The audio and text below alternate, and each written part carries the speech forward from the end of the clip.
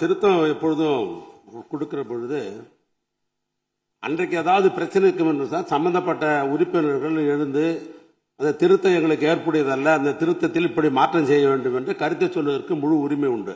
அன்றைய தேதியில் அன்னைக்கு பிசினஸ் முடிஞ்சிடுது. அன்னைக்கு இன்னொன்று கூட அவர் கேட்கலாம், நீங்கள் திருத்தம் கொடுத்தீங்களே, முதலமைச்சர் அவர்கள் இந்த திருத்தத்தை ஏற்றுக்கொண்டு தீர்மானத்தை நிறைவேற்றுகிறார், அது எங்களுக்கு அது விளக்கமாக சொல்லுங்கள் கூட கேட்கலாம்.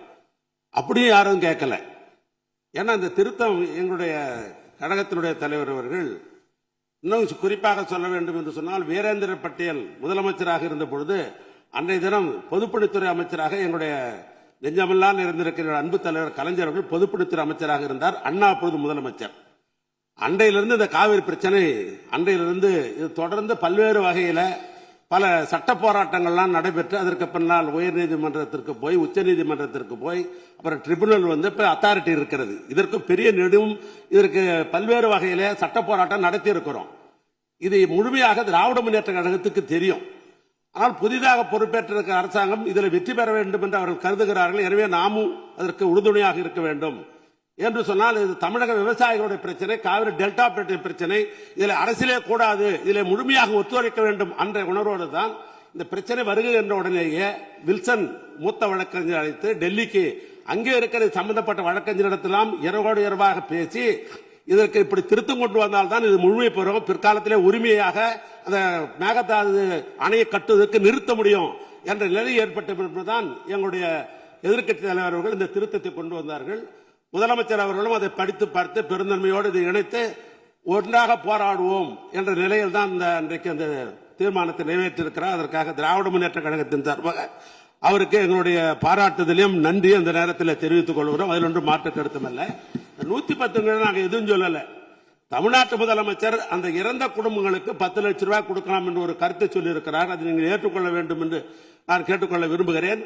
ஏற்கனவே ஒரு மானிட்டரிங் கமிட்டி இருக்கிறது லேபர் சைடில், விழிப்புணர்வு உருவாக்க வேண்டும் என்று அவரே ஒரு புள்ளிவரம் படித்தார். 27,000 தொழிலாளர்கள் ஈடுபடுகிறார் என்று இருக்கிறார் என்று சொன்னார்.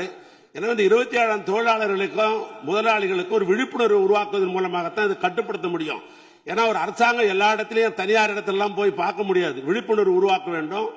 எங்களுடைய கழகத் தலைவர் சொன்னதை போல அந்த குடும்பங்களுக்கெல்லாம் 10 லட்சம் ரூபாய் பணமும் தர வேண்டும் என்று கேட்டுக்கொண்டு, நாங்க ஜீரோ அவர்களை கேட்கல. நம்ம மீண்டும் பெரிய சொல்றேன், ஜீரோ இல்ல அவர் இல்லை என்று ஏற்கனவே நாம் அலுவலக முடிவு செய்து விட்டோம். அப்படி வரல.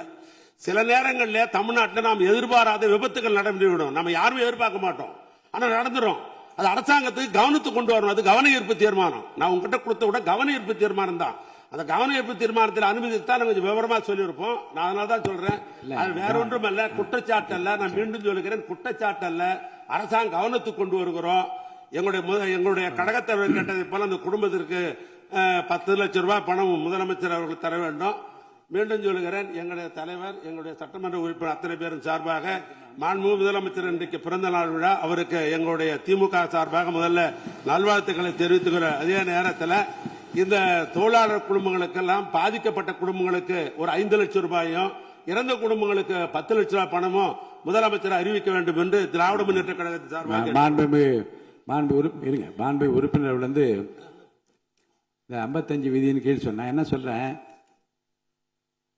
இந்த விதி அந்த விதி என்று இல்லாமல் நீங்கள் சொல்லுகிற இந்த கருத்தை எப்போதுமே காலையில் வந்தவுடனே இந்த 55 விதியின் கீழே கவன ஈர்ப்பு தீர்மானம் கொடுக்கிறேன் என்று அவசரப்படுத்தாமல், இதே இப்போ பாருங்க, இப்போ நீங்க பேசுனீங்க, உங்களுக்கு நேரம் கொடுக்கப்பட்டது, அந்த நேரத்தில் பயன்படுத்தி அதை உங்கள் கோரிக்கையை வைத்தீர்கள். இப்படி உங்களுக்கு என்று வாய்ப்பு தருகிற போது அந்த பிரச்சனையை சொல்லுங்கள், தகுந்த விதத்தில் பதில் சொல்வா என்றுதான் நான் காலையிலிருந்து சொல்லிக் கொண்டிருக்கிறேன். அடுத்து நீங்க உறுப்பினர், நீங்க பேச முடியும், இருங்க நான் கேட்டுருங்க. உங்களுடைய உறுப்பினருக்கு பேச வாய்ப்பு இருக்கிறது, பேசுகிற போதுதான் பேச முடியுமே தவிர இந்த பிரச்சனை குறித்து விவாதத்துக்கு இடமில்லை. மாண்புமிகு அமைச்சர் என் ஊரக வளர்ச்சித்துறை மற்றும் நீர்வளத்துறை அமைச்சர் அவர்கள் விளக்கம் அளிப்பார்கள்.